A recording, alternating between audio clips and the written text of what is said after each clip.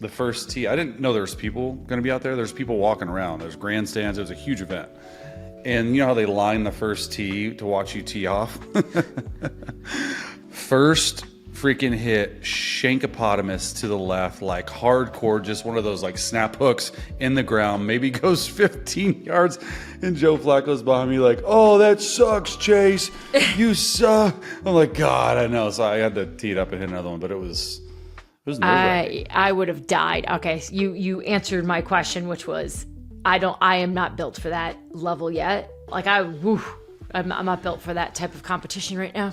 I gotta get out there. I text my wife, I'm like, I just shanked the first tee. She's like, you're a freaking NFL quarterback. Get your freaking mind right. What are you doing? How'd you make it so long? I'm like, oh. I suck. I don't know. Welcome into Scoop City. I'm the athletic senior NFL insider, Dianna Russini. I'm Chase Daniel, played in the NFL for 14 years. 14 long years and just a few months of doing the show with me. Chase, subscribe. Tell the word, put the word out, let everyone know. Check us out. We appreciate so much the support, and we're seeing so much involvement from you guys, so thanks. 72 episodes, by the way. This is our 72nd episode. I love that you keep count. I couldn't guess the number. To me, it's just all big one blur. But we're getting there. We got to do a big celebration for hitting 100 when we get there. Yeah, we'll do a big 100. Well, a big pot of gold given out to Jamar Chase and Tee Higgins from the Cincinnati Bengals, all on St. Patrick's Day. So congratulations to them. We'll talk all about that, how that's going to affect the Bengals, what's next for them. Trey Hendrickson, you coming back? Maybe. We've got some insight into that. Most of the top free agents are gone. Rosters are set. A couple big dominoes to fall, and I'd say the biggest domino is Aaron Rodgers holding up a lot of the backup quarterback market, holding up the Steelers, the Giants, and the Minnesota Vikings. So we'll dive into that and give you all the latest that's going on around the league. So let's get to it. Here's what I'm hearing around the league. So it seems sometimes when things are quiet, that usually tells us something's going on, because we're getting to a point where it's getting bizarre. And when I say bizarre, I mean every team is wondering what is happening, at least the teams that are involved in this Aaron Rodgers search. So you've got the New York Giants, who would love Aaron Rodgers to be their quarterback, the Pittsburgh Steelers, and you have the Minnesota Vikings, who are still discussing whether or not they even want to go there. They have not offered him a contract. They've not laid out how the structure of that would all look. They're still having these internal conversations of, what do we want to do? And is this the direction we want to go in? While it's holding up what the Pittsburgh Steelers want to do. We know Mason Rudolph's there, but they'd like to bring in someone else. And the New York Giants, they've had visits from Joe Flacco. They've had visits from Russell Wilson. They've got visits from Jameis Winston this week, because they know that they probably need to keep business moving here in case Aaron Rodgers wakes up today and decides, okay, I'm retiring, or okay, I want to play for the Vikings. Do you think retirement's a real possibility? I always think it's a possibility with him. It's not being talked about enough. I think there's definitely a thought in his head, like, especially him pondering that beach walk, like, who do I play for if it's not the Vikings, and retire or what? Yeah, I think it's a real possibility. That's why I wore my wired headphones in light of him doing it as well on the beach, because he doesn't listen to the Bluetooth because he doesn't trust it. And he definitely doesn't listen to Scoop City. I don't know about that. Maybe he does. There's no way. Well, Aaron, if you are, Chase and I have a theory, or at least we're encouraging you to actually do what you're doing, which is just wait, because you don't have to do anything. You should just hold it up and wait for the team that you want, which is the Vikings, to call, or at least to make a decision that you're going to be the quarterback, because I do think a lot is at stake here. And, over the weekend on The Athletic, Mike Silver, Alec Lewis, our Minnesota Vikings beat reporter, and I worked together to really lay out what's going on. And we talked a lot about it on the last episode, but I think a lot of people are looking around the league and they're questioning the reality of this, because The Athletic is the only one doing a lot of reporting on this. But it is one of these things where I feel like it's important to state this is true. The Vikings are having conversations about whether or not they want to bring Aaron Rodgers in. Stand by that reporting. Right? While the two other teams are left in limbo. Like, I want you to go through each team and just tell me how you'd play it. So let's start with the Steelers. Like, what would you do if you're Omar Khan right now? You don't have a choice. I mean, like, look, I think when they signed DK Metcalf to a $30 million a year deal, I think they probably had a plan in place that was like, oh, Rodgers is going to pick us, or we're going to get Justin Fields, or, all these talks happened so long ago when they promised DK they'd have someone in space. And I know DK's cool with it and stuff like that. But one of those things is like, dude, you can't have a receiver like George Pickens and a receiver like DK Metcalf and have Mason Rudolph throw you the football. Like, I like Mason. I think he's a great backup quarterback. That's the end of that.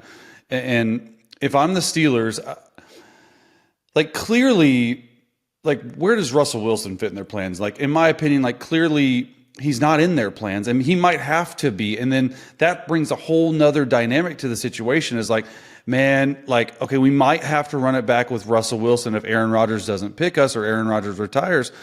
But Russell Wilson was their fourth option, because you got Sam Darnold, you got Justin Fields, who I think they wanted back, and then you got Aaron Rodgers ahead of you. You're their fourth option. At what point do you say, you know what? I'm not going to play. And I'm just, I don't care how much it is. I've felt disrespected so much. And if that happens, Dianna, the Pittsburgh Steelers are not in a good spot, because they go out, they spend $150 million on a receiver to hopefully have and incentivize a quarterback to pick the Pittsburgh Steelers, and yet they haven't. And I'm not going to get into it, but that's sort of been the biggest regret maybe of Mike Tomlin's tenure there, is he has yet to replace Ben Roethlisberger. They've never hit on a quarterback, and it doesn't look like they're going to do it this year either. So that's where you're at in the Steelers. But if you're the Vikings, right, Dianna, this is a no-brainer to me. Pick the best quarterback out there, and that's Aaron Rodgers. And I understand what people are saying. Hey, J.J. McCarthy's the future, this and that. He's an unproven rookie quarterback that played at Michigan, that has very little snaps, if any. He's played in one game. He's had one training camp. And I've talked to people on the roster. Hey, was this a competition? Would J.J. McCarthy actually have beaten out Sam Darnold? Absolutely not. The answer is a resounding no. This was Sam Darnold's job from the jump. He played really well in training camp. So I understand all these people out there, and I was sort of one of them, like, Kevin O'Connell can win with anyone. Look what he did with Sam Darnold. Sam Darnold at least had tape out there. At least the talent-wise was out there. It's a completely different story with a rookie who's unproven. And we're not even sure if he's injured, if he's healthy, if anything like that. And so it's just Aaron Rodgers right now. They make the most sense. And I know it's a one-year rental, and I know you got to sort of figure out how to handle the distractions of the situation. But if Aaron Rodgers, if Kevin O'Connell, here's how I put it, Dianna. If Kevin O'Connell can get Sam Darnold to 14 wins, what do you think he can do with Aaron Rodgers? Like, much more talented quarterback. And who gives him the best chance to win a Super Bowl? Aaron Rodgers or J.J. McCarthy? It's Aaron Rodgers, if you can handle the outside distractions. So those are the sort of two breakdowns of the situations. It's just crazy that he's holding up this whole situation. What do you think it's like for Vikings players right now? Like Justin Jefferson, right? Who wants to just win. Oh. And they're seeing that Aaron Rodgers is out there. They probably have a lot more intel than we do about where J.J. McCarthy's growth is and process and rehab. How does this Vikings team come out of this winning in terms of, hey, we traded up, we picked this guy, he's the future. Everyone knows that ownership wanted a young quarterback. That's why they let Kirk Cousins walk. That's why they didn't want to pay him, right? And so they chose J.J. McCarthy. And so now you're telling me, after he's been injured, but you believe that he's improved and he's going to be ready to go for OTAs, that now you're going to go for Aaron Rodgers after you let Sam Darnold and Daniel Jones walk? What changed? What happened? How can the Minnesota Vikings walk out of this as maybe not looking like they got this wrong? Well, it helps that Kevin O'Connell's coach of the year. That gives him a lot of equity in the locker room, and he has done no wrong there, truly. Like, he has resurrected that sort of franchise into, like, they have one of the best rosters, if not the best roster outside of Philly and maybe KC in the league right now. And they've proven that they can do it. And they've proven they can do it with Sam Darnold. And that's not even a slight against Sam Darnold. It's just like no one else got what KOC got out of Sam Darnold his entire career. So if you're in that locker room, you're sort of trusting the head coach. Like, hey, like, you have not led me astray. We trust in you. Sam Darnold. I mean, Jefferson probably wants Aaron Rodgers. Like, Aaron Rodgers is going to throw him the ball every freaking snap. Like, let's be real about that. But he also understands, like, hey, you've never really heard him complain. Like, he's one of the highest paid receivers, but you've never really heard him. It's a very quiet locker room. There's not a lot of guys out there popping off this, that, and another. And I think that, helps Minnesota here. But I think at the end of the day, they want the best quarterback.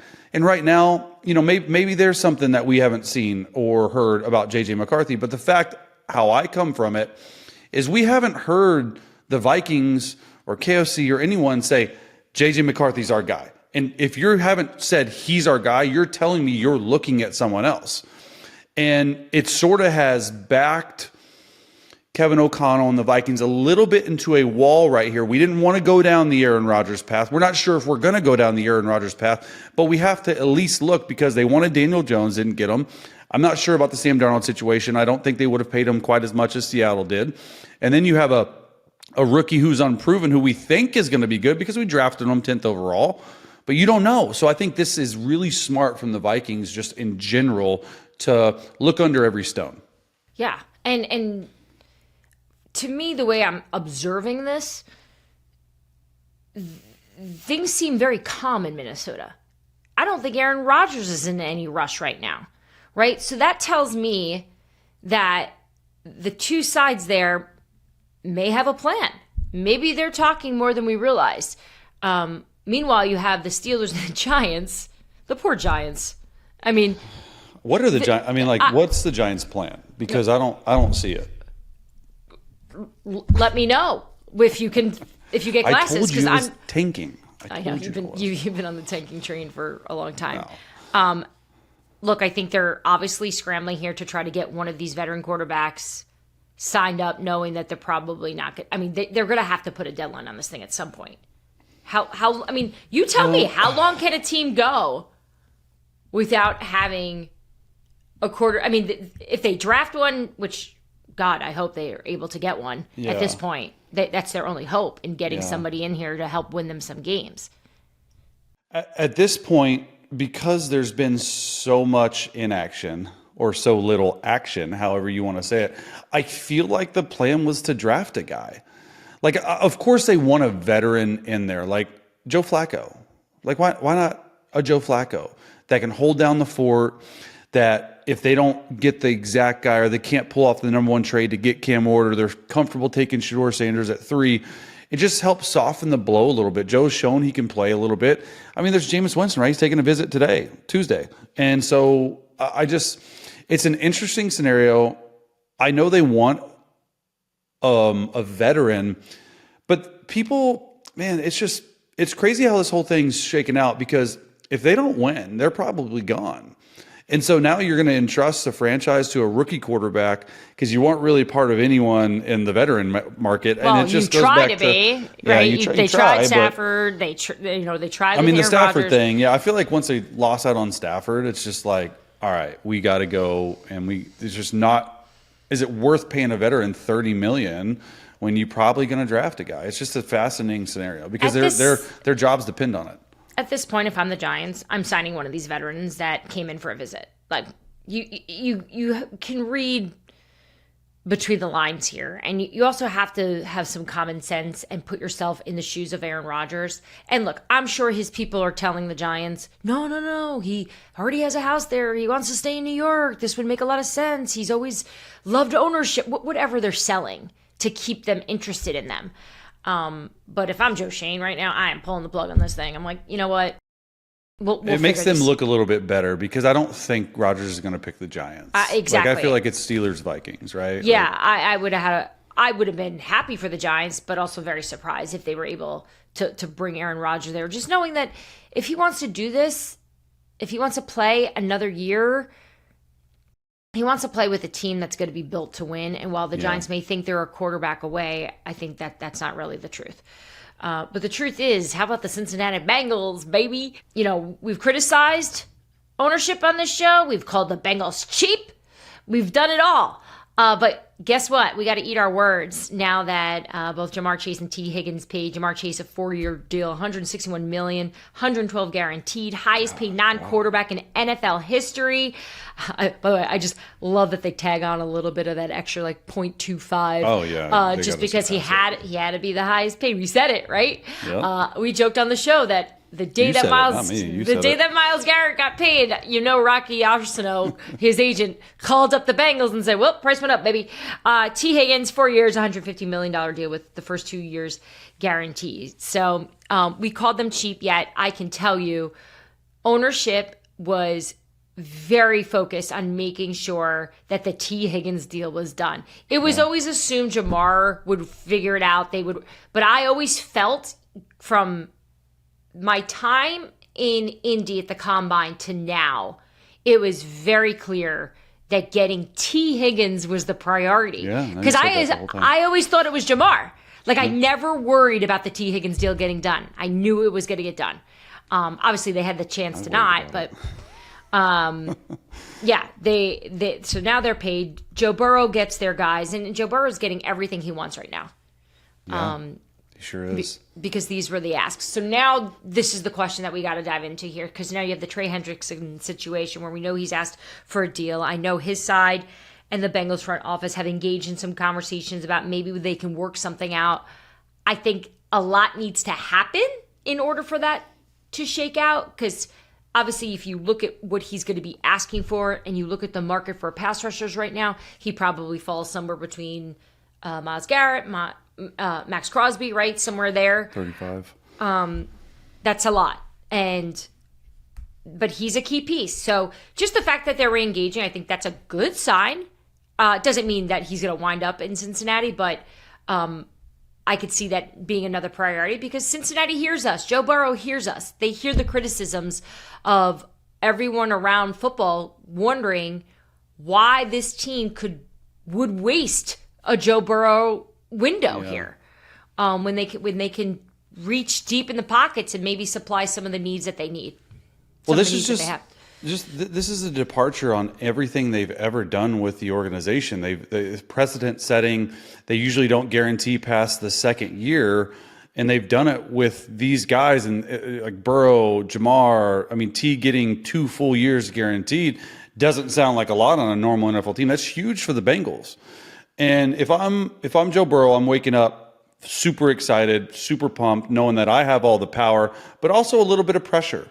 Because the Bengals did exactly what Joe Burrow wanted. Right now, they're 3/4 of the way through. They signed Jamar Chase, they signed Tee Higgins, they signed Mike Gesicki, and the fourth of the fourth is what he wanted, and what his like off-season tour was saying is sign Trey Hendrickson. Can they get it done? I don't know. They're probably going to have to win games 48-40.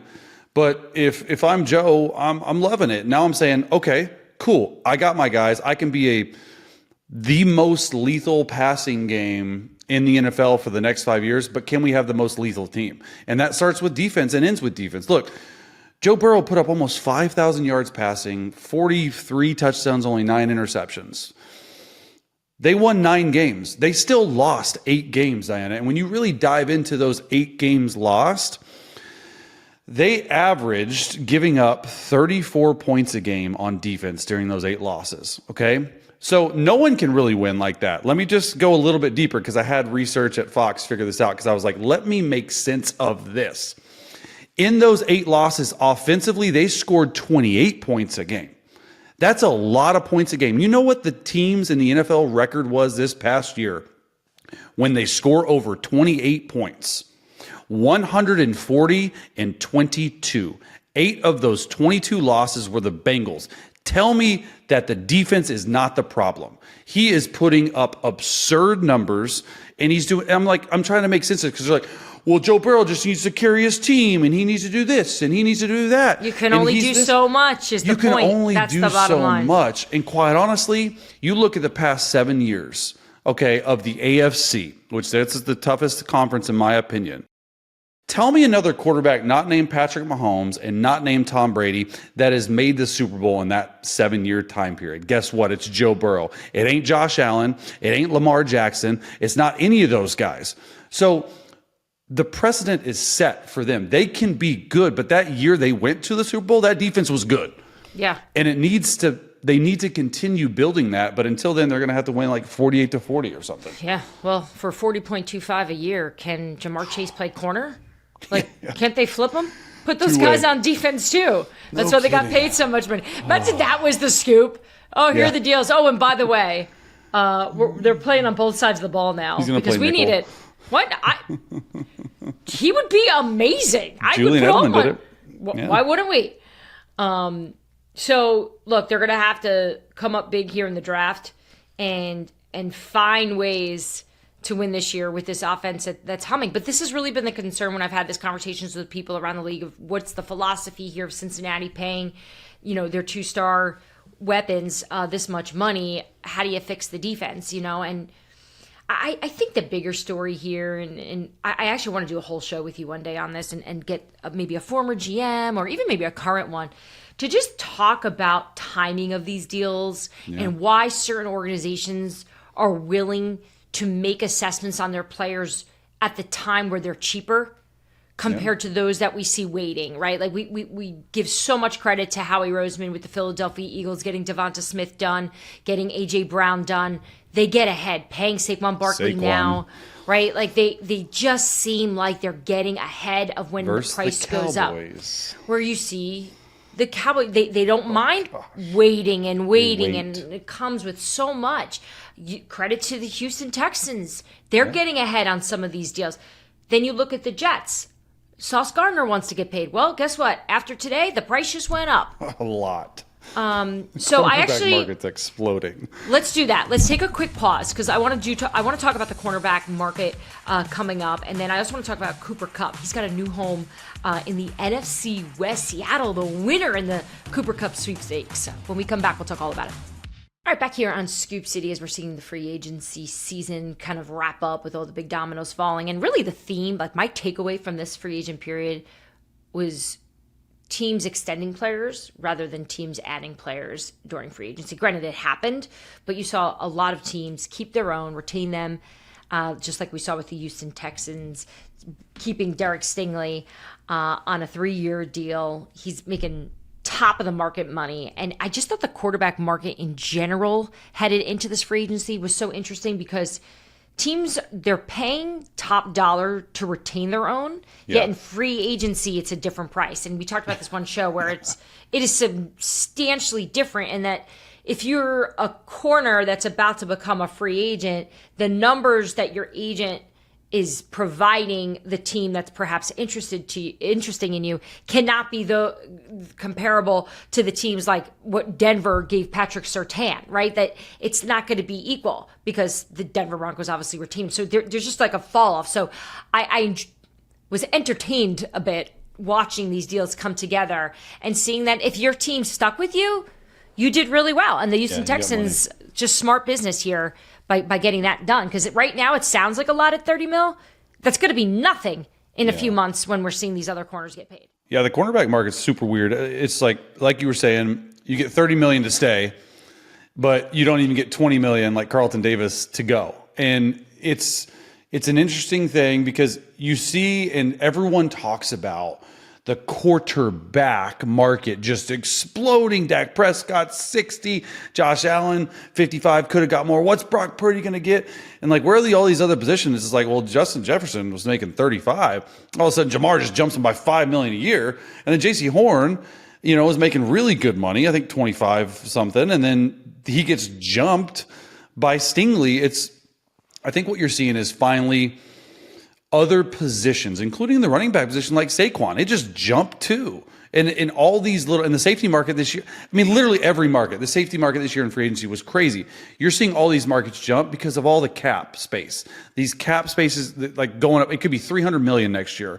And teams are understanding, hey, not only do I got to pay my quarterback, but I got to pay all these other guys. And I love the fact that they're doing it early. Like Stingley still had 2 years left on his deal, but they're like, let me just go ahead and lock him up. It's 3 years of new money, but he is also with his 5th year option and then next year. So it's really a 5-year thing. And you're averaging, not really $30 million a year on the whole life of the contract, but it looks like it. And it's going to be a bargain for some of these really good players. And I think it's a way for teams to maneuver the cap in their advantage, especially if you do it early. You have these really long, drawn out projections. It makes sense for me, but not gonna lie, I was really surprised when I saw $30 million a year for Stingley. So Stingley at $30 million, J.C. Horn at $25 million, Jalen Ramsey at $24.1 million, Patrick Surtain at $24, Jair Alexander at $21. It's crazy. So yeah, it's quite the jump. But I do like what the Houston Texans are doing. It's in terms of the formula that makes more sense for the future. A team that's going to have to pay their quarterback. They're paying the defense is what they're doing, and they're trading away all the offensive linemen. We didn't really. I know we touched on the Laremy Tunsil trade last episode, but I never really got your true feelings about whether or not you liked that move, because I think if you understood some of the philosophy there, maybe it would change your thought. But what did you think of it? Well, the thought was when they traded him, he's a Pro Bowl guy. One of the best tackles in the game. It was sort of twofold. At first, I thought about, man, the Commanders are all in on a rookie quarterback, yada, yada, yada. They're getting better. I like that. But then I was like, oh, the Texans just don't want to pay him because he's up next year. And that makes a little sense. But when you really look at the Texans on offense, what was their issue last year, Dianna? They could not protect the quarterback. And he struggled because of it. And so then I see them trading one of their starters who started 8 games to the Eagles. And then I see them trading away, the left tackle. I'm like, well, are they going to – first of all, left tackle's most important position in terms of quarterback. We like our blind side protect. Like if you're not looking, you don't want to get smacked in the head. And I'm like, well, they better find somebody in the draft. And I'm like, they're not drafting high enough for Mimbu and at Mizzou or Will Campbell for LSU. So it's a little bit interesting. And I just thought this has DeMeco Ryans written all over it because he didn't love the way the offense handled protections because he got a star quarterback kid. He didn't love everything else about the offense because he fired his offensive coordinator, brings in a new offensive coordinator. And I do think Caley, who's the new OC, he's going to protect the offensive line a little bit more. It's going to be more under center, run, play action, motions, chips, stuff like this to try and protect the young guy. But on the surface, it looks very, very weird that you're trading away to your guys. The short term of it makes you go, what are we doing here? Why would you want to lose a top player like Tunsil here when so many teams you see struggling trying to figure out their left tackle, right? Look at the Kansas City Chiefs, how they've been going through this up and down, but they figure it out. And I've heard this sort of philosophy before where, like, yes, to your point, you want a star left tackle that'll protect your quarterback, but there's ways around it. And there's ways you can use different players on your team already to fill in any big void. Granted, it sounds like it would take a lot of effort, and we'll watch to see if the Texans make any moves coming up here to see if they can replace and add some players to their line to improve it. But I agree with you. I think Nick Caley, I think DeMeco, they've got a plan here. You're not allowing this trade to happen unless you think you can get away with it. And just like everything, what do we always say about these teams when they make moves like this? That we go, they always know more than we do about the player. Oh, totally. Right? They've got the intel. They're there at practice. They're there in the meeting rooms. You never know. So, look, I think knowing that was their biggest problem last year, and for them to make this move on paper makes you go, what are they doing? But I think they're a pretty prepared team in terms of how they want, which direction they want their train to go in. And they've got a lot of young players that they want to invest in pretty much the core of what they're building there. And I think that's what we're going to see in the next few years. So we'll see if this comes back to bite them, though, right? Like this is the one thing about that I like about this time of year. It's great on paper, right? Until you get into games and your freaking quarterback's getting smoked. Yeah. So remember back in 23, there was those few. I think it was like the first 4 games of the 23 season with CJ when Tunsil wasn't even in the game, and they figured it out. Sort of. You're such a quarterback. You're such a quarterback. It's like, it could save you some money, bro, but when you get your quarterback hit, we'll see how you feel. Yeah, especially a quarterback that is going to be. How much is he going to be asking for? I know we're going to talk about it so much, but. Well, it depends on how good of a year he has this year, because he's a little bit of a sophomore slump. Yeah, gosh, I had that conversation with a lot of GMs over the last few weeks and some coaches just about these rookie quarterbacks this past year and what their next year is going to be like. That is 1,000% on people's minds. I'm not as worried. I really have a strong belief in this class, but I am in the minority. I think you can tell a lot about a quarterback based on teams I've been on. Like your first year, you're sort of just winging it, but the most amount of growth comes from year 1 to year 2. Now, you know the system. You're not just winging it. You know the offense. You know defenses. How do you respond when you have 17, really, and Jaden's almost 20 games of film on you, because defensive coordinators are going to get it, right? They're going to see, oh, okay, you're going to see stuff you've never seen before. How are you going to respond to that? I think it's going to be a fascinating thing. That and Bo Nix, because I think Bo played really well too his rookie year. Well, Cooper Kupp has moved on from the LA Rams. We know that was coming to an end, and now he heads back to Washington to play with the Seattle Seahawks in a 3-year, $45 million contract. He was looking for a little bit above $15 million a year in this new deal. Remember, he was making about 20 with the Rams. Yep. I think he comes out a big winner here. He came out a big winner. I thought it was a bit of an overpay, if I'm being honest. No. There were other people around the league who thought that as well. And there were tons of teams poking around on it. I'm sure a lot of this happened, over the weekend, and I think people get really busy. So you probably missed a lot of the chatter about it. But, a lot of GMs were calling a lot of GMs were calling his agent to just kind of get a sense of what Cooper wanted, the numbers, and I think in the end, Washington was always going to win out in terms of the state. I think he wanted to go in terms of the state, yeah. Yeah, I think he wanted to go back there.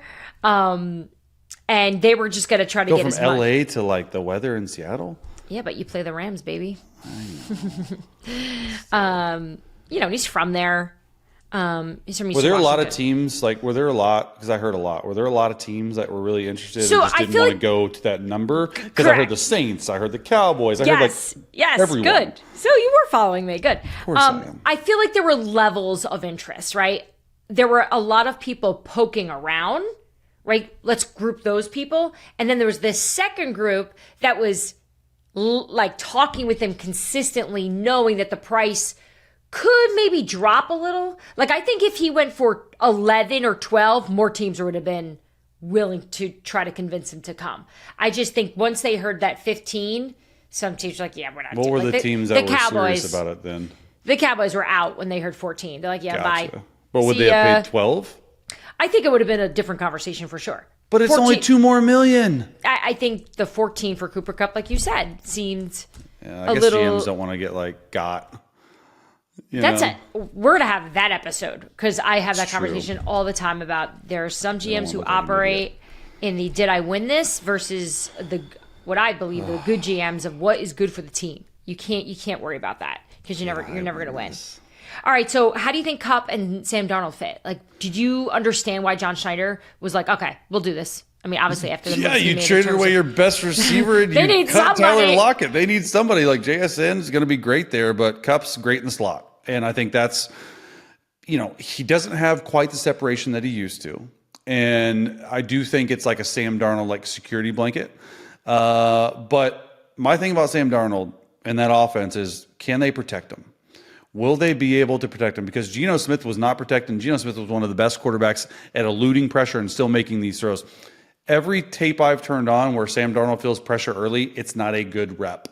And that's what's going to happen unless you fix the offensive line in Seattle. So you can go out and get a $15 million a year receiver in Cooper Kupp. Do you have enough time to let him work, to let him separate? I don't think he's a man beater as much as he once was. I think he's great for zone, obviously. But we'll see how it works out. It's all about protection. If Darnold's protected, that offensive scheme, that offensive coordinator, Kubiak, they will put up points if they can protect the quarterback. Yeah, remember when they played the Cowboys? The Saints did in the first year of the game. I do. And we thought 40-something. I was like, oh, my God. We thought the Saints were going to the Super Bowl. I know. 2-0. Let's go Saints. Oh, all of a sudden, nope. Yeah. All right, let's take a quick break. When we come back, now the free agency has really died down here. We figured we'd bring back our favorite segment, just handing out our scoops. So we'll give quick little grades. We'll rip through which teams we thought crushed free agency and which, we've got worries about. So we'll be right back. All right, back here on Scoop City, and it's so fitting that we're doing this free agency scoop meter. Do you know what Friendlies is? Have you ever been to a Friendlies? What is that? Oh my God, I knew you didn't know Like a friendly soccer what that game? was. Oh my goodness. Okay, so Friendlies is my favorite ice cream place. It's a restaurant. What is that? Oh my goodness, you're so West Coast. So there used to be a bunch of them in the New York, New Jersey, Connecticut, Pennsylvania area. And then I think they went bankrupt like 2 years ago. So you can only find maybe like 2 that are left. And one happens to be in the area where my parents live. So we went there on Sunday and it was amazing. And if you love Friendlies ice cream and you get the Reese's Pieces sundaes, you know exactly what I'm talking about. And I'm telling you, someone's going to tweet me about this because it's a little bit. Pieces Friendlies. Oh, it's so good. Chocolate ice cream with Why are peanut they butter, bankrupt hot if it's fudge. so good? I don't know. And it's funny. I've had some really deep conversations with the servers about it because I'm trying to get the intel about the business of like, what do you think happened? Are there margins, I've been trying to just figure it out for years. You trying to buy a Friendlies? Friendlies, reach out to me. I want to help you come back alive. I want to be the Friendlies ambassador. You gonna put some seed capital in there? I will actually sponsor the show. I know. Come, Scoop City brought to you by Friendlies. Boom. Like that's the way we should be doing it. I guess. I know. Well, hopefully the teams that are not going bankrupt are the teams that didn't spend money during this free agency because we know that they're probably going to have to make some moves during the draft. So why don't we start actually negative with just one scoop of ice cream and then we'll finish negative, strong. huh? Let's finish strong with 3 scoops. So who do you think, just from your observation, it could be a team, a person, a GM, who do you think just deserves one scoop of boring, dull vanilla bean? Now it can be a person, huh? All right, I Joe just Shane. thought- Joe Shane. Joe Shane with the Giants. We talked about the Giants. I'll talk about Joe Shane. Whether you like it or not, the Saquon Barkley stuff is still should haunt you. We're talking about no. free Listen. Sometimes you're just down and you need to go big and you need to get like 3 to 4 scoops of ice cream, caramel on top, banana, chocolate, everything else you put on it. And that's what I thought the Giants were going to do this year. And they tried with Matthew Stafford. They tried to get those 4 scoops of ice cream, right? Didn't work out. And they tried to get Aaron Rodgers. Man, it didn't work out. You've done nothing. You've waited around. You still have your hat in the ring for Aaron Rodgers sweepstakes, which probably is not happening. You're on your last life, the Giants organization, and you've been inactive. And I know you've tried. There's congrats for trying, but that doesn't actually put a quarterback on the football field come game time in September. So looks like you're going to have to trust a rookie. Rookies usually give you 1 scoop. So we're not talking about last week. We're not talking about last year where there were 6 rookie quarterbacks in the top 12 picks. This is an underwhelming class overall. Unless you can get up to number 1 with Cam Ward, you're going to stay at 1 scoop, man. I know. It just feels like they can't get out of their own way of what they've built. And they also can't catch a break. I do think if the Stafford thing worked out for them, that was going to save them. And it didn't. And I think they know that now, All right. For me, it's Anthony Richardson with the Colts.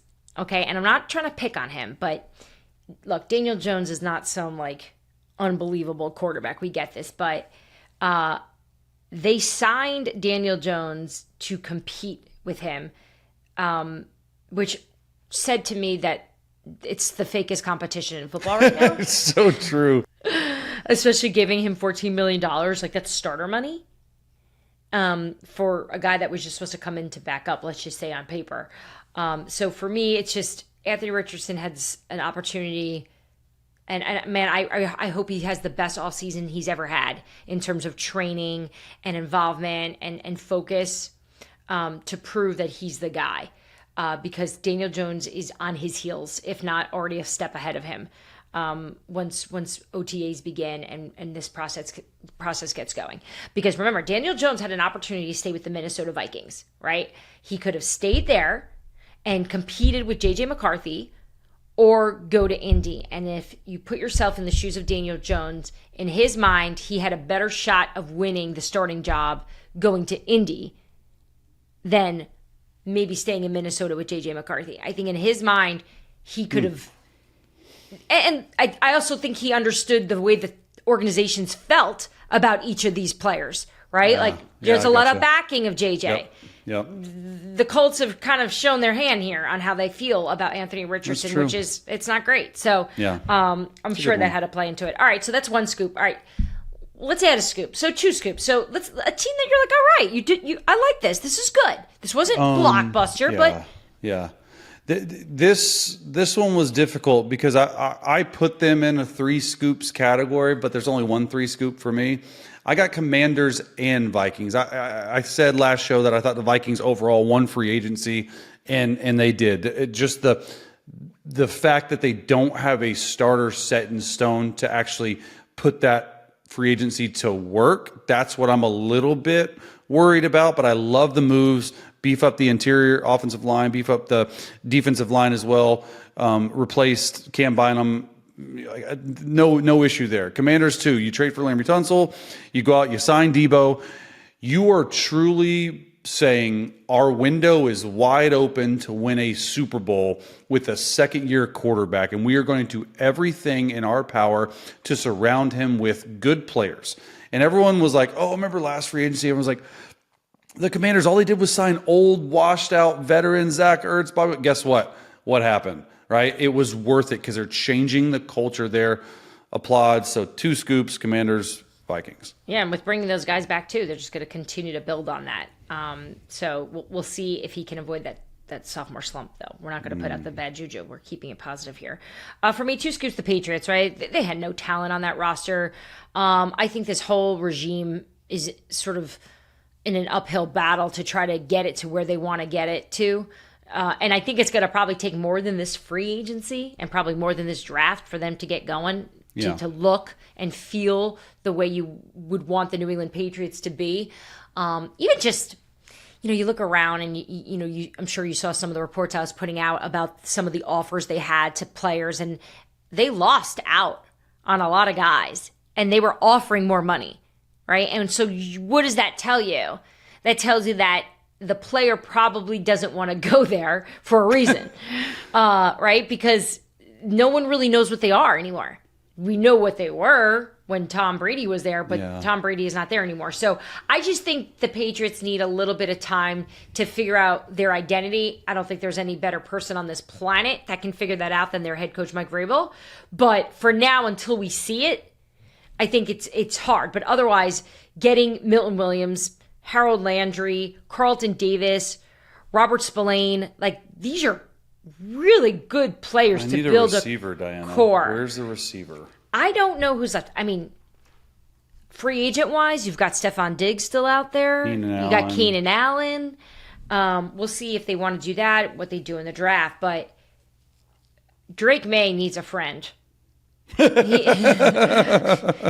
kid's alone. Yes, he does. O-line too. Yeah. They've got some work to do on offense for sure. But for considering this is their first free agency where they didn't really have a lot of guys, I'm giving them 2 scoops. This is almost like the worst year to have a lot of money because every good free agent stayed with their teams. Mm-hmm. And then they went out. They probably overpaid for some of these guys just because they had a little bit of extra cash. It wasn't a strong free agent class anyways. This isn't the year you wanted to be rich, but you can't stop it. You can't change it. You got to go do it. Yeah. So, all right, let's wrap it up with our 3 scoops. Denver Broncos, baby. I thought just overall in general, I know we're a pro Broncos show, but the more I studied the moves, it wasn't anything crazy. Right? They go out and they get Hufanga. They go out and get Dre Greenlaw, which I think is going to be an enforcer in the middle. And they bolster that 3rd-ranked defense. But the sneakiest signing to me a little bit is Evan Ingram. Because I had a front row seat for the Jimmy Graham, Sean Payton era in New Orleans. And I'm not saying that Evan Ingram's going to be Jimmy Graham, right? He's 30 years old. But I do think he's got a lot of tread on those tires, and I do think the way Sean Payton uses tight ends in their offense can be Bo Nix's sort of best friend in zone coverage. But you go out, you bolster the defense, which I think Bo Nix is awesome about. You got to find a weapon at receiver 2 outside of Cortland Sutton in the draft. But you go out and you get a cheaper, a little bit older tight end who I think can still have a few good seasons in them. I like the Broncos overall because I think they've done an outstanding job. Yeah, I'm with you on that. The Evan Ingram connection. You have Davis Webb, who's the quarterback's coach there. He played with Evan Ingram together in New York, so he had some of that intel of what he could bring to that Sean Payton offense. So that they had their eye on bringing in a tight end. Pretty much since the end of last season. So it made a lot of sense to me. For me, it's Chicago, right? Chicago hasn't had a top 5 offensive line since 2006, the last season with their last Super Bowl appearance. Oh my God. 2006 was the last time, right? So, Ben Johnson knows that because that is what he addressed immediately. And he also knows it because that's what they did in Detroit. He just watched them have so much success by getting Jared Goff as much protection as he was able to have, while Ben Johnson was able to do whatever he wanted to do as a play caller. So I just love the fact that they just went all in on getting the biggest names and the best talent in this free agent class at offensive line, paying quite a bit too for it, but knowing it's worth it. We saw how the Eagles did it. Just run it back. Just do it the same way. So 3 scoops for Ben Johnson in his first year, killing it. That's a good one. I can get behind that for sure. Now, look, I feel like we hand out these awards, and it's not to quote the great Bill Belichick, but it's March. It's not September. Who cares? This means nothing. But we will see. In fact, I've wanted to do this on some of these shows. I do want to keep track of these types of episodes that we do, so we can maybe in October we go back and say, remember when we thought the Bears did such a good job? Well, this offensive line stinks. You sound like every Bears fan right now. I know. Just knowing, waiting for failure. I feel so bad that I wasn't able to come join you over the weekend at a celebrity golf tournament out in California, which had all the stars, and they invited you somehow. Okay, you know what? Every time you do that, my wife thinks that you're being rude. Because you act, I act like I'm better than you? No, you just like, Chase, did she forget you played 14 years in the NFL? Like, a lot of people. Yes, Hillary, Just saying, I did. You do that a lot. I do forget that. I'll call you out on it. No, what Hillary should know is I was, and we've talked about this on the show, I am blown away by the Mizzou worship. Is the hero worship is something I've never seen before when I've been around you, and it's awesome and tremendous. But I'm glad you got to hang with everybody. I'm sorry I wasn't able to join you. Just so much going on with free agency. How was it? Did you have fun? It was good. It was a great time. It was.